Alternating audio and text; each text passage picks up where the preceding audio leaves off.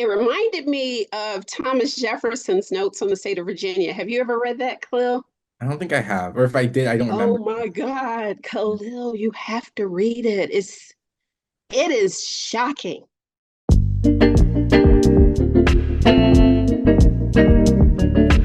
Run, Mary, run.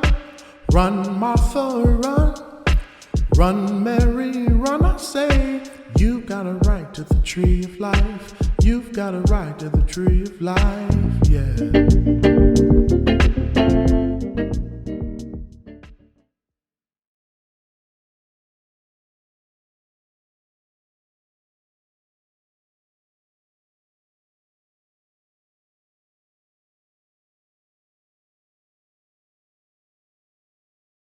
So with the Dred Scott case, it takes place or starts in 1846, where an enslaved black man named Dred Scott sued for his freedom, basically under the pretenses that his enslaver took him to different territories throughout the United States that were quote unquote free territories or free states where they weren't specifically slave states. And upon his return, he sued for his freedom by making the claim that because this happened, that he deserved to be a free man. And even though this started out with a court case in Missouri, I believe, it ended up being this over a decade long battle, and it went up to the Supreme Court, and it became, I believe, like one of the most infamous Supreme Court rulings that Yeah. they ruled that Dred Scott could not have his freedom because Black people were not considered citizens and they weren't citizens. And it would take the 13th and 14th, specifically the 14th Amendment, that instilled the law that anyone born in American soil was a citizen for them to sort of override the Dred Scott case, which did not allow this black man his freedom because they ruled that he was not a citizen. Yeah, I mean, it's such a rich case, and it's full of some of the similar things as the Jane Johnson case, right?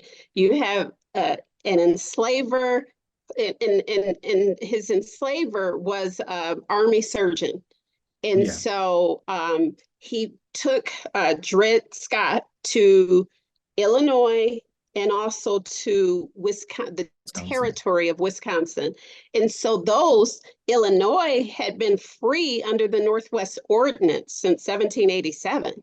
And so, like Ohio, my home state, slavery never touched the soil. But nonetheless, the laws of Illinois made it very clear that if you brought your enslaved people to that state, then they would be automatically freed. So the problem was when Dred Scott, with his owner, returned to Missouri, and then the owner died, right? And so he's like, "Oh no!" He passed hands to um, his the owner's wife's brother, right? And so he just Dred Scott and his wife, because he had gotten married when he was in the Wisconsin territory, and his wife was also purchased by his owner. And so it was just really a thorny case, and they both sued. People always forget his wife also sued in 1846, and it took 11 years for that case to work its way through the courts. So, what did you think of Judge Roger Taney's decision and the like you read the words that he actually said, and every time I read that, Khalil, it just is so disgusting to me on a visceral soul level, and it's just shocking that this case was determined in this way with this major um, Chief Justice doing this to enslaved people and Black people and free people.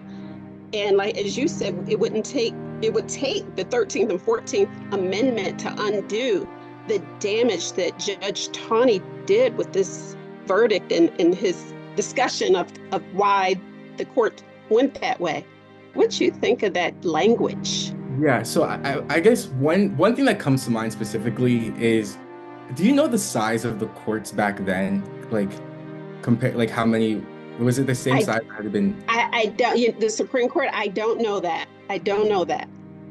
Okay, so I think the first thing I want to say is like even though Tani is the one who delivered the decision, like the fact that it was a majority opinion was like something that was really, I guess, just like disheartening as well, because like the whole point of the courts is that there's enough people and like generally enough people who are quote unquote like judicial and discerning to provide that check and balance on either one so that the decision would be better.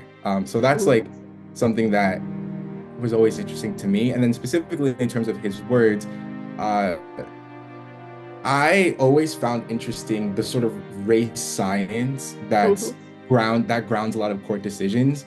Yeah. So I know that there at the time was like the pseudoscience that Black people were like lesser, and like there's the craniometry, and to see that quoted in this case that's supposed to be built off of like facts and laws was just very Mhm. shocking. So I'm going to read specifically one part.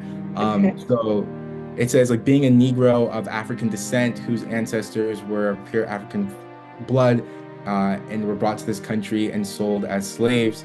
And then later it goes into like denying the rights of the plaintiff to sue in the court for the United States for the reasons therein stated. And literally like it's like based on like I'd say like faux science, but like this racial Mhm. science, like this idea of race, and it's almost like put in a scientific sense that because this person is of African blood, therefore they cannot do this, as if it's logical. And I think that like Mhm. it actually shows the illogical and irrational nature of the Supreme Court system and of like almost the entirety of America in this case. So that was one thing that specifically stood out to me. Yeah, that absolutely.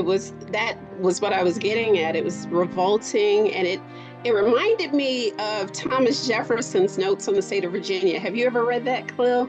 I don't think I have, or if I did, I don't Oh remember. my God, Khalil, you have to read it. It is shocking that our founding father, the one who penned the Declaration of Independence, the kinds of things he talked about, how African Americans smell, and all the while he's like betting, this woman, raping her, you know, forcing her to give birth to his children.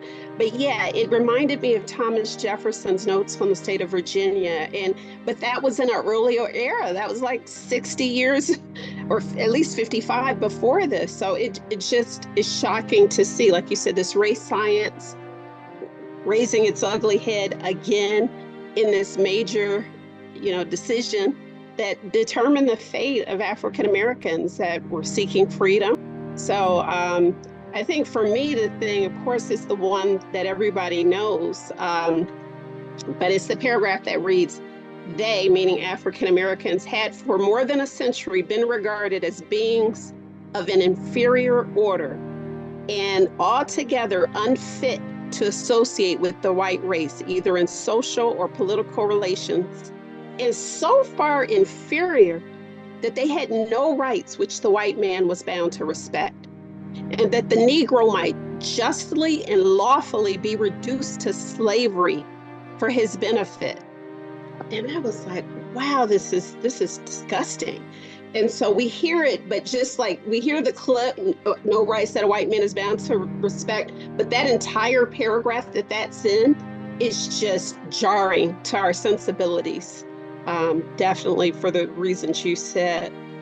Yeah. Um, what did I you was gonna, think of? I'm sorry, go oh, ahead.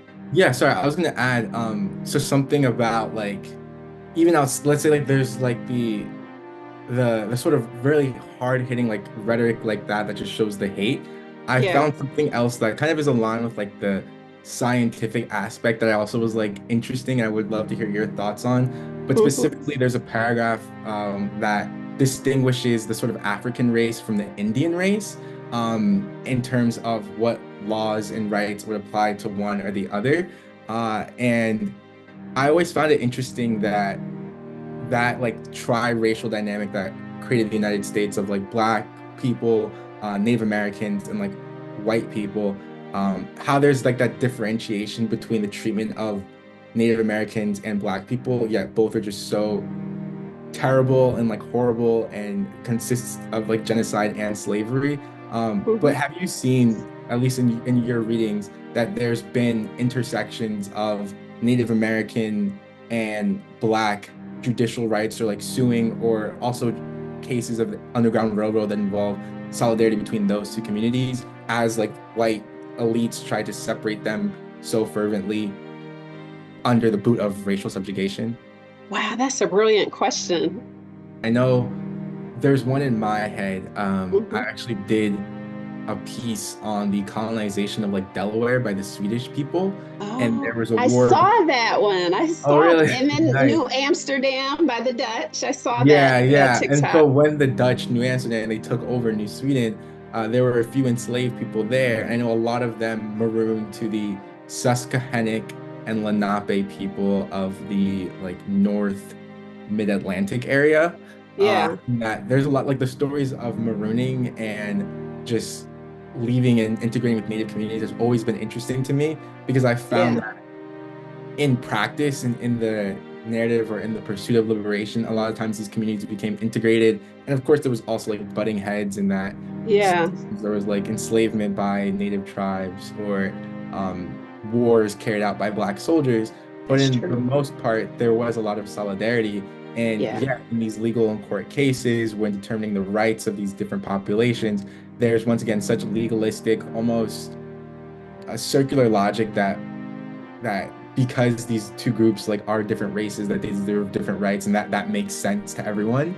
I yeah, always found like that just to be super subverted by the actual actions and the actual solidarity built between these two communities. And of course, like within each community, in the passage that you read about Africans being inferior and slaves wherever they are, that's also subverted by once again like the stories of people like Jane Johnson who were innately oriented toward wanting to be free and wanting to liberate themselves. absolutely. And I'm thinking of, I forgot about the biggest group of indigenous nations that The five really, civilized tribes, yes, the Creek. The the Creek. Creek Nation really protected uh, freedom seekers, Black freedom seekers, otherwise known as fugitive slaves. They really protected them when they made it to their, territory.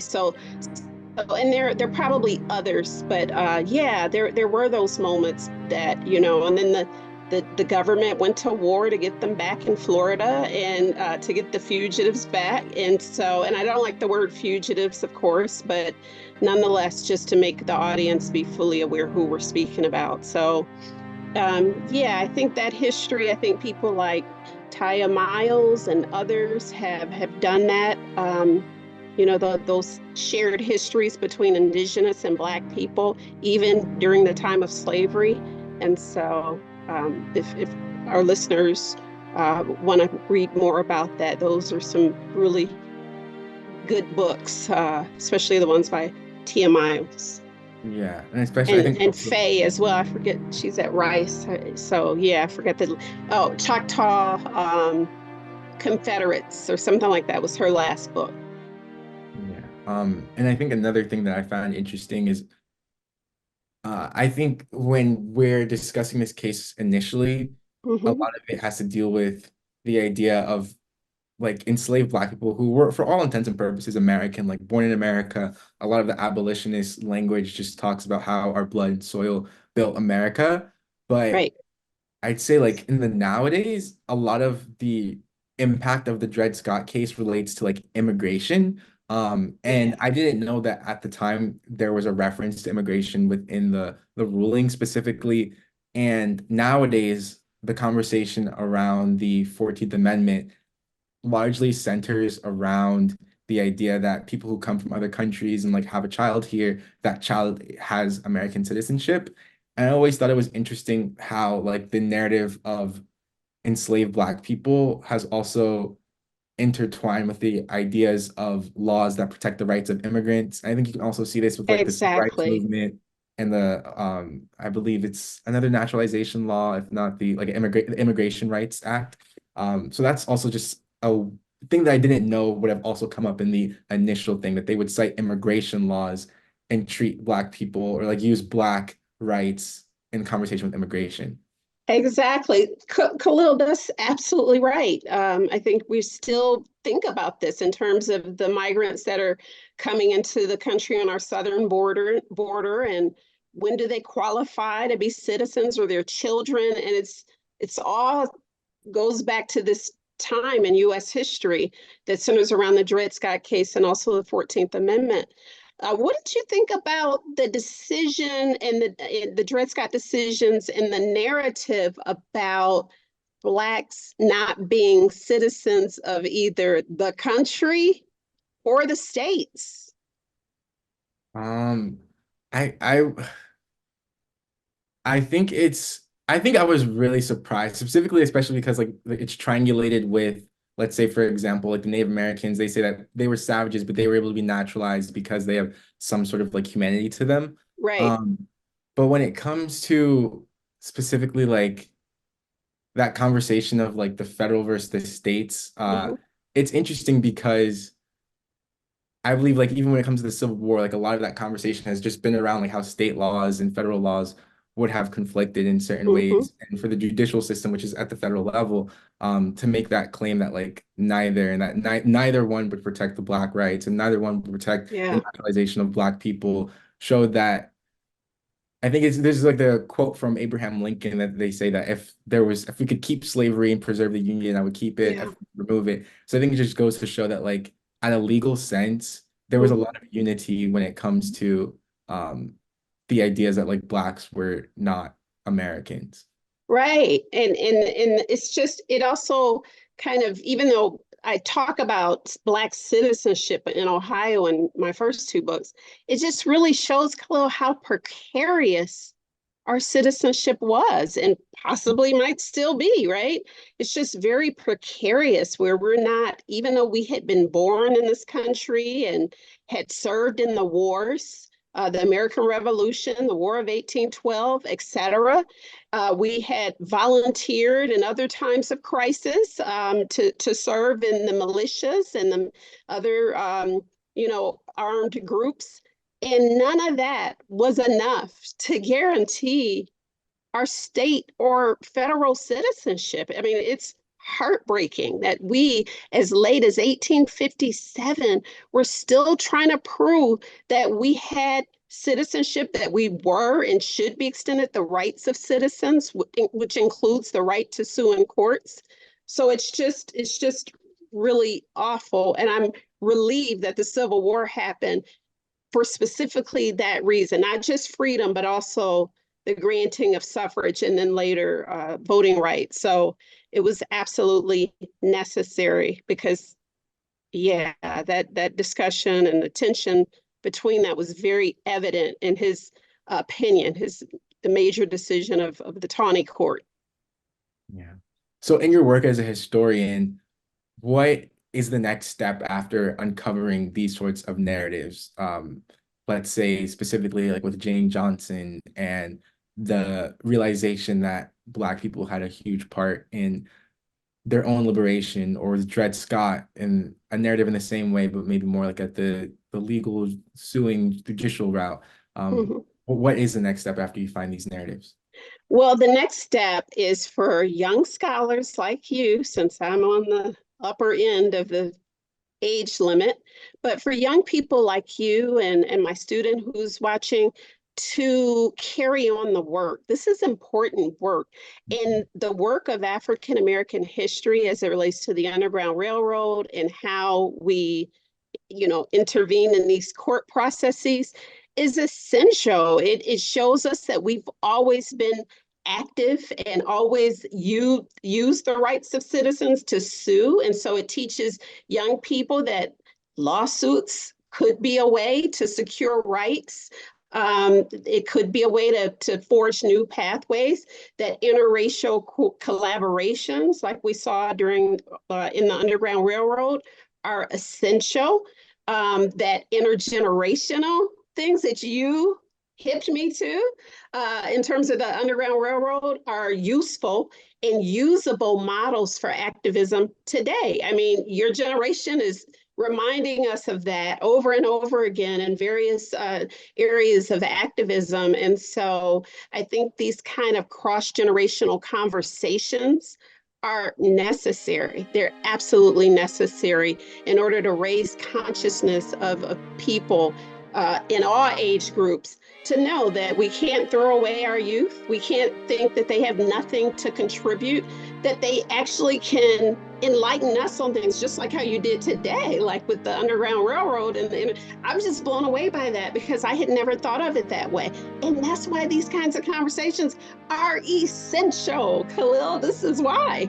So I really appreciate your time. I know you have to run, but it's been rich, and I'll continue to watch you on TikTok.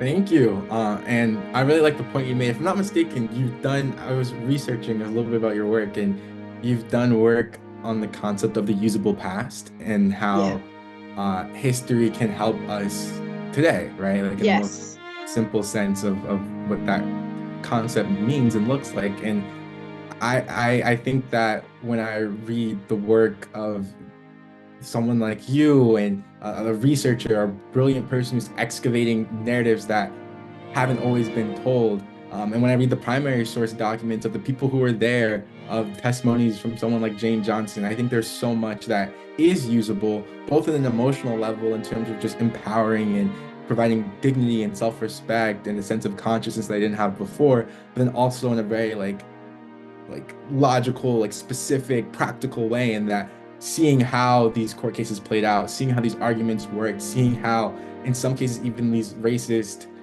Supreme Court justices made their decisions and what they thought of Black people. There are ways of using that information to further the liberation of Black people today, of all people today, especially as we're talking about interracial, intergenerational collaboration. And I think that that's what I'm going to hopefully take away from this conversation and the history that we were able to discuss today.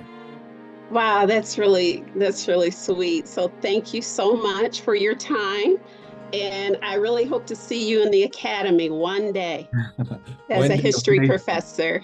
Of course. Well, I'm working on it. Okay. I'll see you later. Bye-bye.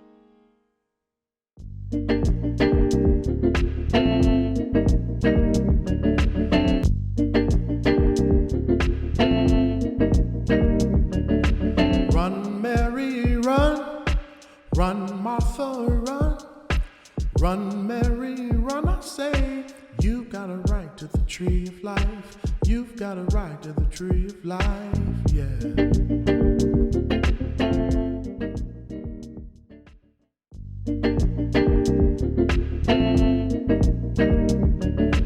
Run, Mary, run.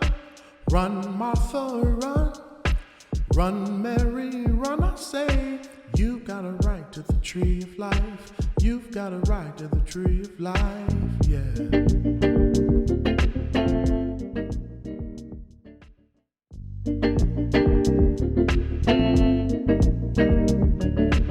Run, Mary, run. Run, Martha, run. Run, Mary, run, I say. You've got a right to the tree of life. You've got a right to the tree of life, yeah.